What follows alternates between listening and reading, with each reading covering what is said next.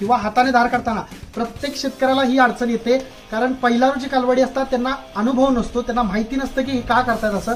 त्यांच्या सडांना नाजूक सड असतात, त्यांना हात लावणं किंवा मशीन जोडणं त्यांना थोडासा त्रास होतो किंवा त्यांना कळत नाही. या गोष्टीमुळे ते खूप लाता मारतात आणि याच्यातून गाईलाही जखमा इजा होऊ शकतात, जो शेतकरी त्याच्यासोबत काम करतो त्यालाही इजा होऊ शकते, दूध उत्पादनाचाही लॉस होऊ शकतं, जनावर घाबरून फासटलं, काय झालं, घसरलं तर ते वेगळं नुकसान होऊ शकतं आणि जर मिल्किंग मशीनला लात बसली तर ते मोठं डॅमेज होऊ शकतं.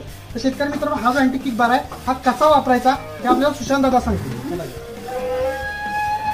मित्रांनो तुम्ही बघू शकता, ही गाय असा हाताला कासेला जर हात लावला तर भयानक लाता मारते. मी डायरेक्ट तुम्हाला जोडून दाखवतो. तुम्ही या कासेच्या आणि पायाच्या मध्ये हा खालचा जो लोअर पार्ट आहे तो घातला आणि वरून पाठीवरती आपण तो जो बार आहे तो अडकून असे 2 हुक मध्ये आपण ऍडजस्ट करून तो दिलाय. अशा पद्धतीने लावला तर तुम्ही आता बिंदास त्या गायच्या सडाला जे आहे ते हात लावू शकता.